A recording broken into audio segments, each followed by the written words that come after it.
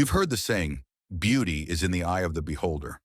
But when it comes to some of the earliest American crawler tractors, it seems the beholder may have had their eyes shut, or at least look the other way. In this countdown, we're diving into 10 of the strangest, most awkward, and least visually appealing crawler tractors ever built in the United States. Though these machines broke new ground in functionality and engineering, their outward appearances often left much to be desired. Whether it's clunky construction, strange proportions, or oddball innovations, these mechanical beasts push boundaries, though not always in the most flattering direction. Let's crank it up and start with number 10. Number 10, Lombard Steam Log Hauler. The Lombard Steam Log Hauler was a groundbreaking invention introduced around 1901 by Alvin Orlando Lombard of Waterville, Maine. This hulking machine looked more like something assembled from spare parts in a garage than a purpose-built tractor. Imagine a steam engine, stripped of its wheels, slapped with steel treads in the rear, and guiding skis in the front, and you've got the general idea. From a distance, the Lombard looked like a hybrid between a locomotive and a snowmobile. It had a long horizontal boiler at the front, with the smokestack seemingly added as an afterthought. The operator's cab was tiny and barely shielded from the heat and steam, adding to the sense that the whole thing was a half-finished prototype. While technically a crawler tractor by virtue of its track system, despite its Frankenstein appearance, it played a pivotal role in the logging industry by enabling the hauling of heavy timber through icy, forested regions. It's widely acknowledged as one of the earliest track-based haulers in the U.S., and its legacy lives on in museums and antique machinery clubs. So while it may look like a hot mess, the Lombard was a true pioneer. Number 9, Yuba Ball Tread Tractor. Next up is a real oddity, the Yuba Ball Tread Tractor, produced by the Yuba Manufacturing Company out of San Francisco in the 1910s and 1920s. This crawler featured a bizarre tread system consisting of large rounded cleats or balls that wrapped around each rear drive wheel. A tractor that looked like someone had attached rows of steel knobs to a conveyor belt. The front resembled a conventional tractor, but the back half was where things got weird. The ball treads aimed to solve traction problems, especially in muddy or uneven ground, by minimizing clogging. However, the design wasn't particularly practical. The spherical cleats wore out unevenly, and replacements were difficult to install. Maintenance headaches meant it never gained the traction, figuratively or literally, needed to achieve widespread success. Even so, the Yuba Ball Tread stands out as an ambitious attempt at track innovation, remembered mostly for its curious looks and mechanical experimentation, rather than its performance.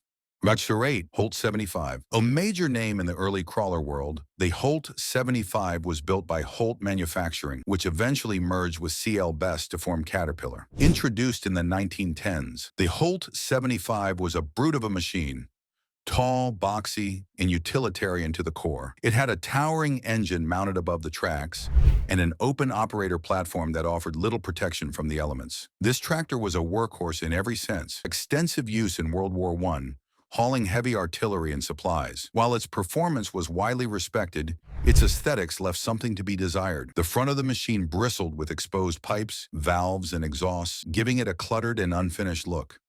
It was powerful and dependable, but not designed with visual elegance in mind. With a form that prioritized function over flair, the Holt 75 exemplifies the era's just make it work engineering. Number 7, Best 60 Track Layer.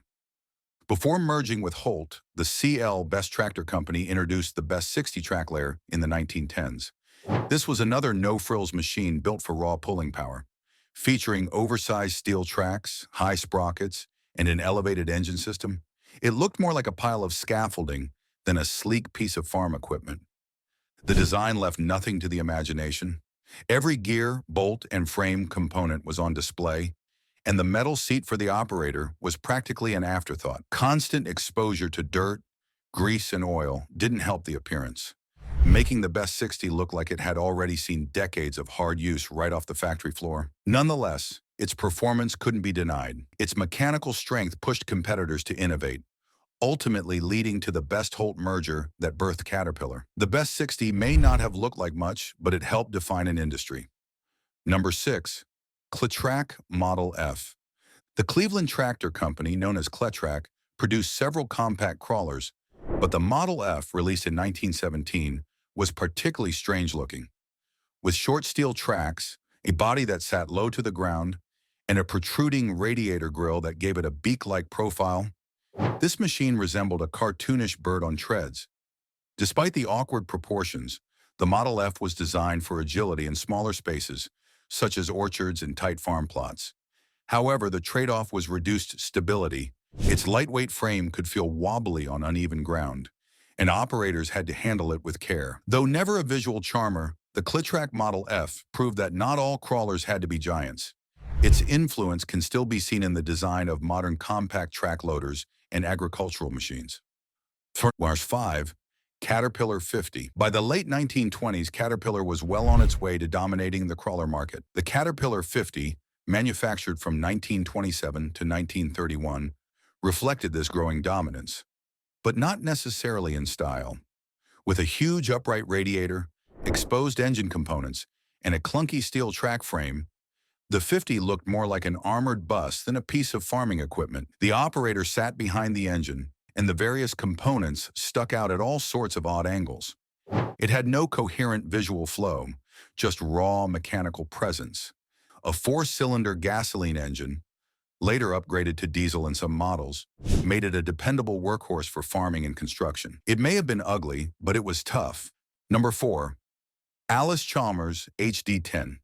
In the 1940s, Alice Chalmers entered the crawler market with its HD series, including the HD10.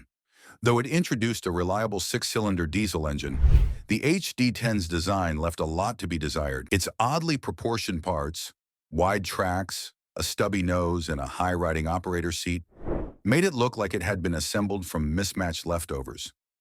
Despite its visual shortcomings, the HD10 played an important role in post-World War II infrastructure development. It was widely used in road building and construction, thanks to its solid performance. Its bright orange paint job made it instantly recognizable, though not necessarily admired. Collectors today view it as a nostalgic symbol of 1940s industrial grit, but no one's putting it on a calendar for its good looks. Number 3. International Harvester TD9. International Harvester's TD9, launched in the 1930s, was another tractor that delivered dependable performance in a visually awkward package. With its tall, squared-off nose and compact body, the TD9 had a vertical stance that looked more like a block of steel on tracks than a sleek piece of equipment. The engine could start on gasoline and switch to diesel, a unique feature at the time. This dual-fuel system made the TD9 popular, but its shell-like panels and rigid silhouette didn't do it any aesthetic favors.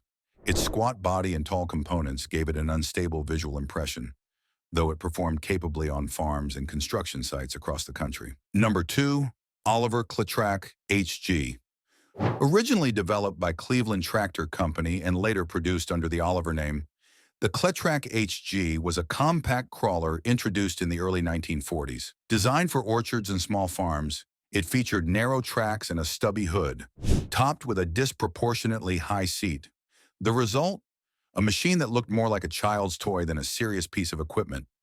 The narrow track width made it nimble in tight rows but less stable on sloped terrain.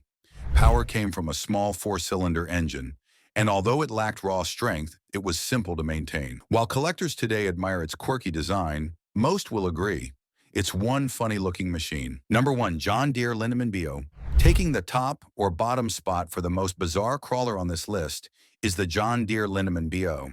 In the late 1930s, Linaman Power Equipment in Washington State began converting standard John Deere BO wheel tractors into crawlers. The results were, let's say, unconventional. The conversion involved mounting Deere's narrow-bodied front end onto a set of crawler tracks. The end result looked mismatched and stunted, as if two machines had been fused together without much thought to visual harmony. Yet it served a real purpose. Orchardists and farmers on steep land needed a reliable crawler that fit tight spaces. The Linaman BO filled that gap, and its popularity eventually led John Deere to produce factory-built crawlers. Rare and oddly charming, the Linaman conversions are now collector's items, but nobody's calling them beautiful. So there you have it, the 10 strangest, most awkward, and least attractive crawler tractors ever built in the U.S.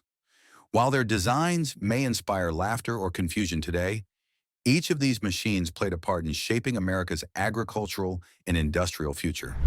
Sometimes being ugly just means you were ahead of your time, or at least brave enough to try something different. If this mechanical walk down memory lane made you smile or wince, feel free to share your own thoughts and memories in the comments. And if you're into historical machines, don't forget to subscribe for more deep dives into the rugged, rusty backbone of American innovation.